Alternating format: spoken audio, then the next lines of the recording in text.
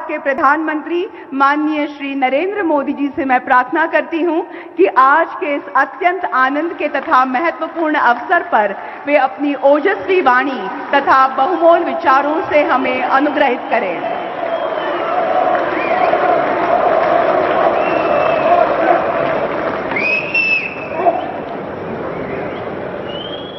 छत्रपति शिवरायाना त्रिवार नमस्कार।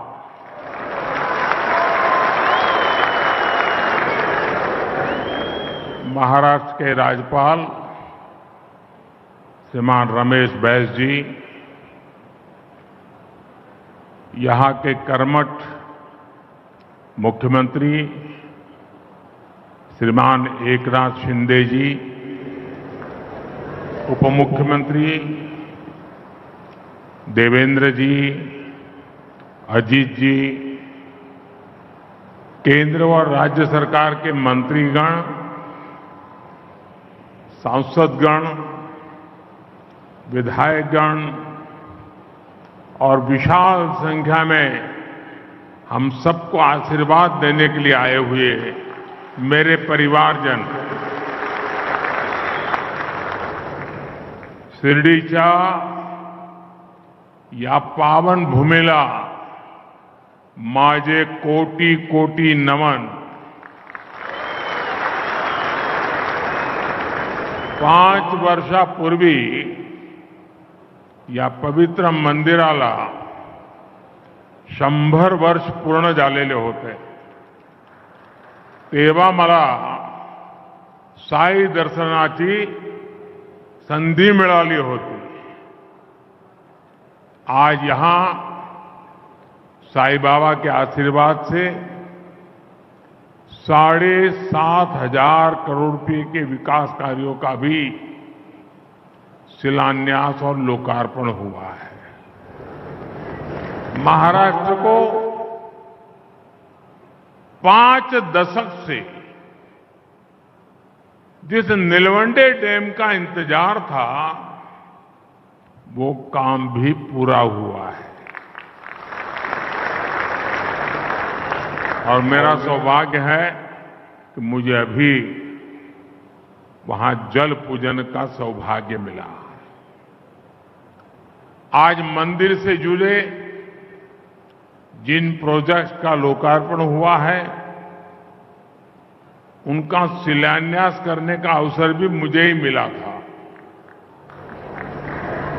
दर्शन Q project ये पूरा होने से देश भर के और विदेश के भी श्रद्धालुओं को बहुत आसानी होगी।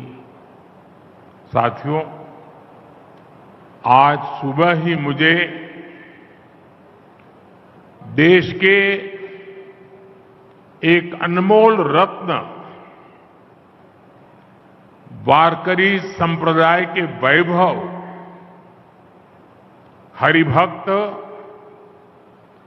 बाबा महाराज सातारकर के वैकुंठ गमन का दुखद समाचार मिला। उन्होंने कीर्तन प्रवचन के माध्यम से जो समाज जागरण का काम किया, वो आने वाली पीढ़ियों को सदियों तक प्रेरणा देगा। उनका बात करने का सरल तरीका, उनकी प्रेम पूर्वक वाणी, उनकी शैली लोगों का मन मोह लेती थी। उनकी वाणी में जय जय राम कृष्ण हरि भजन का अद्भुत ही प्रभाव हमने देखा। मैं बाबा महाराज सातारकर जी को भावभीनी श्रद्धांजलि अर्पण करता हूं। मेरे परिवारजनों, देश को गरीबी से मुक्ति मिले, गरीब से गरीब परिवार को आगे बढ़ने का अवसर मिले, यही सच्चा सामाजिक न्याय है। हमारी सरकार सबका साथ, सबका विकास के मंत्र पर चलती है। हमारी डबल इंजन सरकार की सर्वोच्च प्राथमिकता गरीब कल्याण है। आज जब देश की अर्थव्यवस्था बढ़ रही है तो गरीब कल्याण के लिए सरकार का बजट भी बढ़ रहा है। आज महाराष्ट्र में 1,10,00,000 आयुष्मान कार्ड दिए जा रहे हैं। ऐसे सभी कार्ड धारकों को 5 लाख रुपए के मुफ्त इलाज की गारंटी है। आयुष्मान भारत योजना के तहत गरीबों को मुफ्त इलाज देने के देश ने 70,000 करोड़ रुपए खर्च किए हैं। गरीबों को मुफ्त राशन की योजना पर भी देश 4 लाख करोड़ रुपए से ज्यादा खर्च कर चुका है। गरीबों के घर बनाने के लिए भी सरकार ने 4 लाख करोड़ रुपए खर्च किए हैं। ये भी 2014 से पहले के 10 वर्षों की तुलना में करीब 6 गुना अधिक है। हर घर जल पहुंचाने के लिए भी अब तक करीब 2 लाख करोड़ रुपए खर्च किए जा चुके हैं। पीएम स्वनिधि योजना के जरिए रेहड़ी, ठेले, फुटपाथ पर दुकान लगाने वाले साथियों को हजारों रुपए की मदद मिल रही है। अभी सरकार ने एक और नई योजना शुरू की है, पीएम विश्वकर्मा।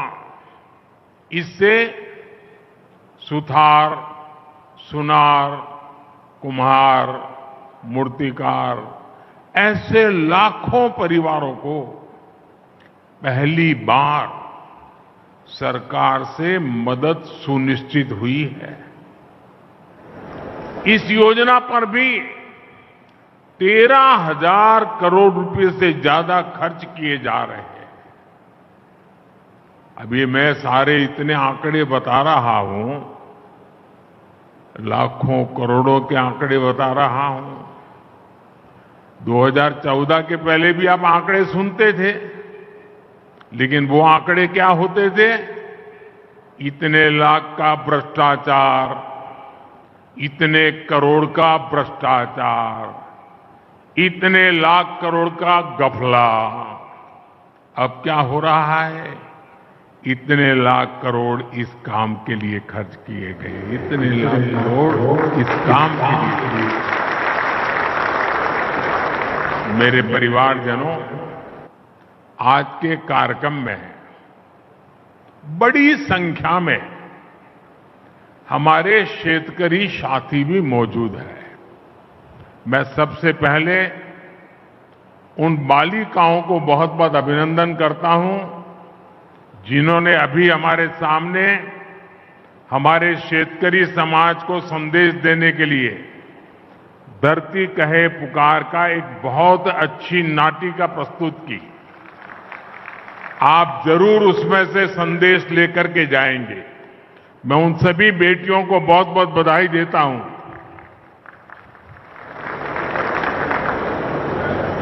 मेरे परिवारजनों, पहले किसानों की सूद कोई नहीं लेता था। हमने पीएम किसान सम्मान निधि इन मेरे शेतकरी भाई बहनों के लिए शुरू की। इसकी मदद से देश भर के करोड़ों छोटे किसानों को 2,60,000 करोड़ रुपए दिए गए हैं। यहां महाराष्ट्र के छोटे किसानों के बैंक खातों में भी सीधे 26,000 करोड़ रुपए ट्रांसफर हुए हैं। मुझे इस बात की खुशी है कि महाराष्ट्र सरकार ने नमो शेतकरी महासम्मान निधि योजना शुरू की है। इसके तहत महाराष्ट्र के शेतकरी परिवारों को 6,000 रुपए और अतिरिक्त दिए जाएंगे। यानी अब यहां के छोटे किसानों को सम्मान निधि के 12,000 रुपया मिलेंगे। मेरे परिवारजनों, किसानों के नाम पर वोट की राजनीति करने वालों ने आपको बूंद बूंद पानी के लिए तरसाया है।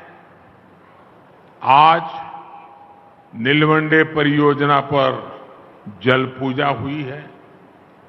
इसको 1970 में स्वीकृति मिली थी। 1970 में। सोचिए, ये परियोजना 5 दशक से लटकी हुई थी। जब हमारी सरकार आई तब इस पर तेजी से काम हुआ।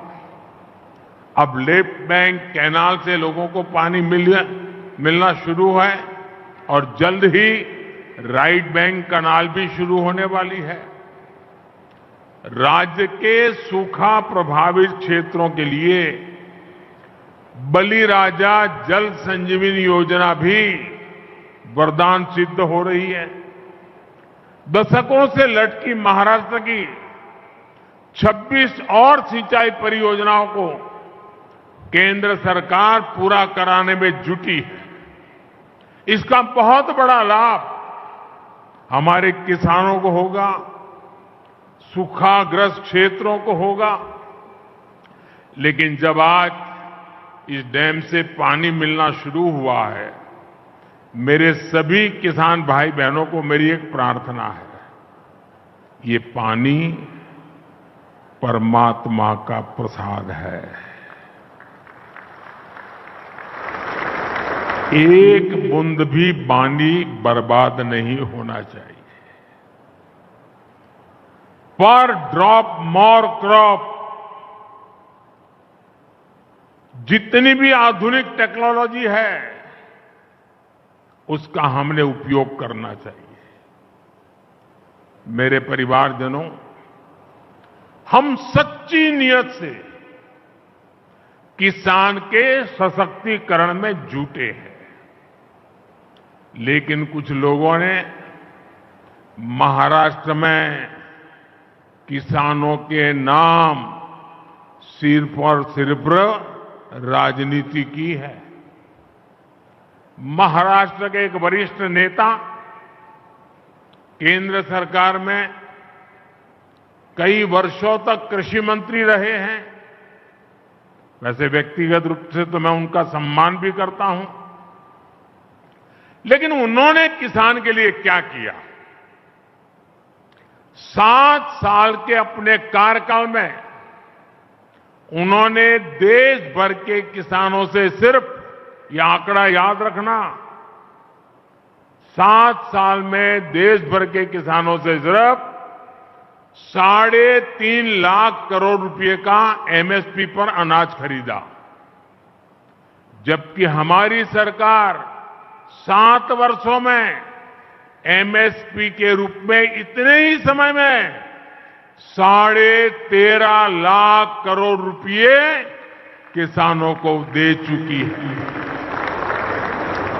2014 से पहले दलहन और तिलहन ये किसानों को सिर्फ 500-600 करोड़ रुपए की खरीद एमएसपी पर होती थी। 500-600 करोड़।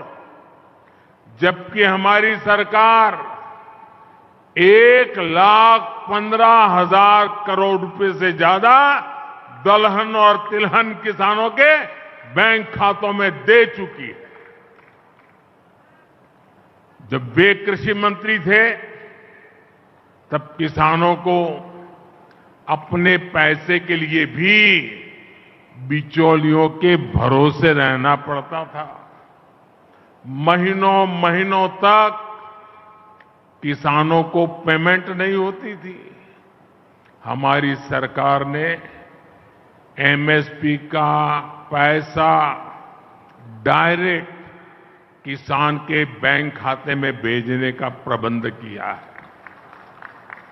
साथियों, हाल में रबी फसलों के लिए एमएसपी की घोषणा की गई है।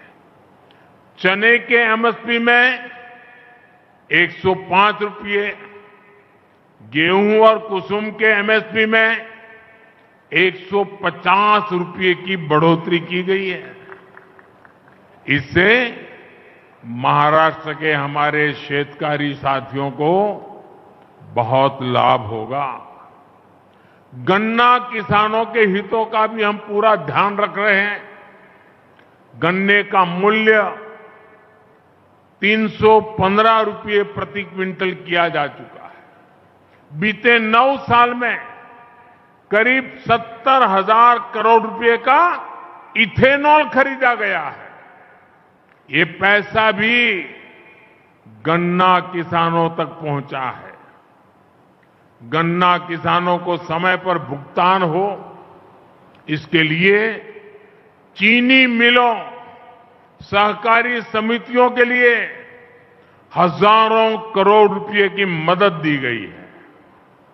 मेरे परिवारजनों, हमारी सरकार सहकारिता आंदोलन को सशक्त करने का काम भी कर रही है।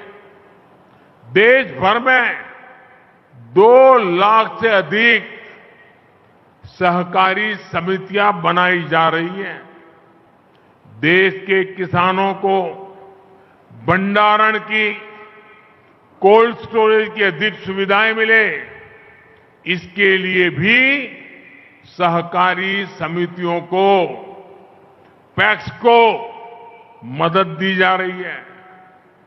छोटे किसानों को एफपीओज यानी किसान उत्पादक संघों के माध्यम से संगठित किया जा रहा है।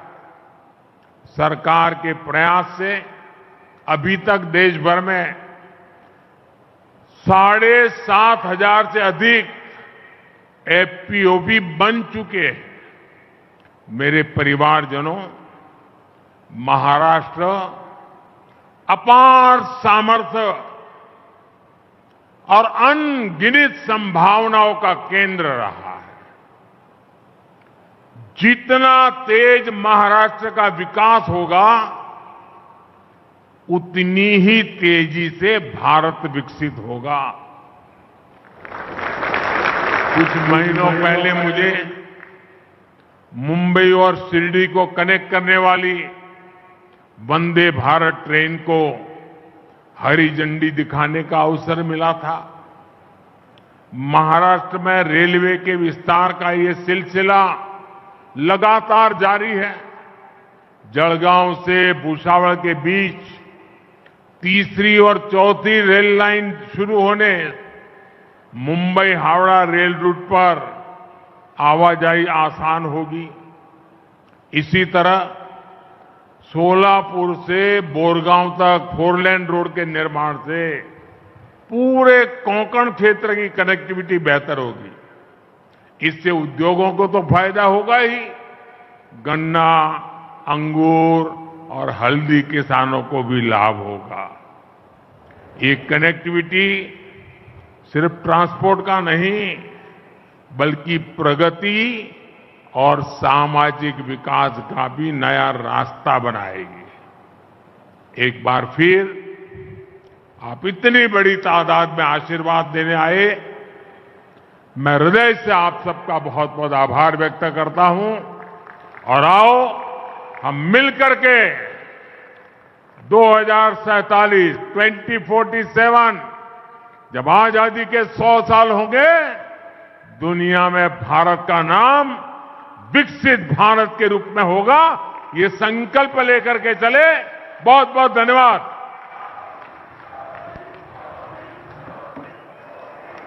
माननीय प्रधानमंत्री जी का संबोधन सौगात के रूप में हमारे साथ रहेगा। मैं महाराष्ट्र वासियों की ओर से आभार प्रकट करती हूं। बहुत बहुत धन्यवाद।